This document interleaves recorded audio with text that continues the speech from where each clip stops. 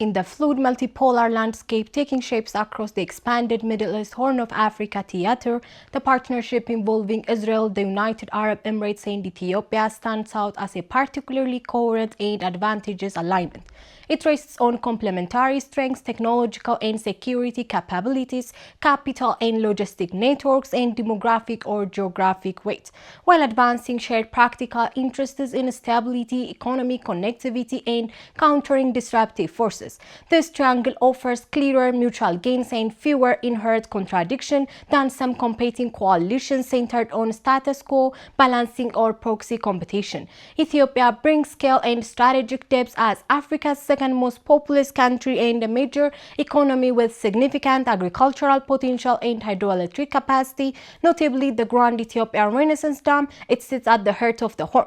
Its long coastline aspiration, control of key highland territory, and role in regional migration and trade routes make it indispensable for any serious Red Sea strategy. Ethiopia's government has pursued pragmatic outreach, seeking investment, security cooperation, and alternatives to traditional dependencies. Alignment with capable external partners helps it manage internal challenges, border tensions, and competition for influence without becoming a pure client state. The UAE supplies the commercial and logistical engine. Abu Dhabi has systematically built port and infrastructure footprints across the Red Sea and Horn, investing in facilities, logistics hubs, and economic zones that turn geography into leverage. Emirati capital, sovereign wealth, and private sector agility enable rapid project delivery in ports, agriculture, renewables, and urban development. The UAE's post-Abraham Accords posture emphasized pragmatic deal-making over ideological confrontation. It prioritized trade corridors, food security via agricultural investments and land deals, and maritime security. This makes it a natural bridge between Gulf wealth and African opportunity, while its military and intelligence capability provide deterrence against threats such as Houthi disruption or proxy militias. Israel contributes high-end security, intelligence, technology, and agricultural expertise. Decades of experience in asymmetric threats, water management, precision agriculture, cybersecurity, and defense system translate directly to Horn priorities: counter-terrorism, border security, drought resilience, and critical infrastructure protection.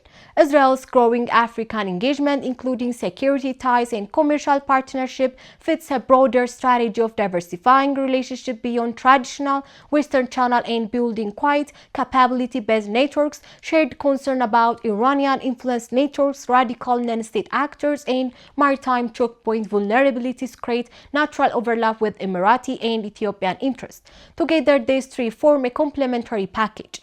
Ethiopia gains technology transfer, investment, and security support that strengthen state capacity and economic modernization. The UAE gains deeper access to African markets, agricultural resource, and influence over Red Sea approach that protect its trade and energy routes. Israel gains additional strategic depth, intelligence partnerships, and economic opportunities that reduce isolation and enhance deterrence. The combination supports practical goals, securing shipping lanes against disruption, developing alternative trade and energy corridors, linking to broader India, Middle East, Europe concepts, investing in resilient food systems, and limiting the space for spoilers who thrive on state weakness or sectarian proxy wars.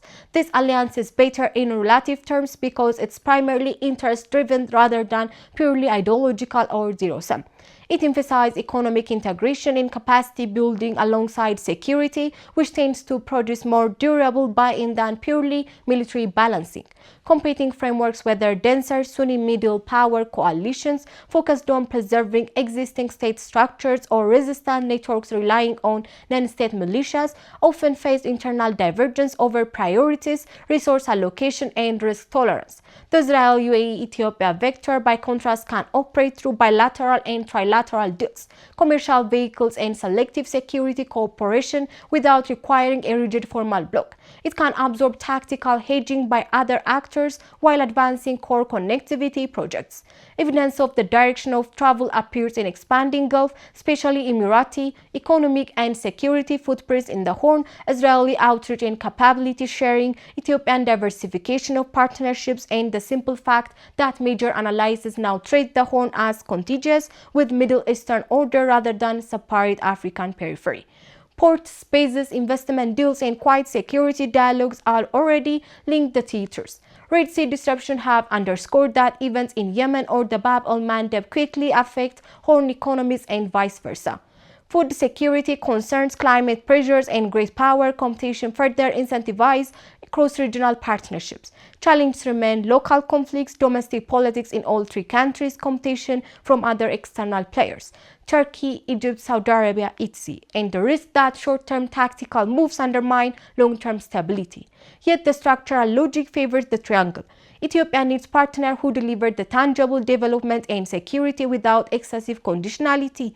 The UAE needs reliable hinterlands and maritime partners. Israel needs diversified alliances that expand its strategic options. When these incentives align around shared goals, stable trade routes, technological modernization, and containment of destabilizing networks, the resulting partnership is more coherent, more productive, and better positioned to shape outcome than loser or more contradictory alternatives.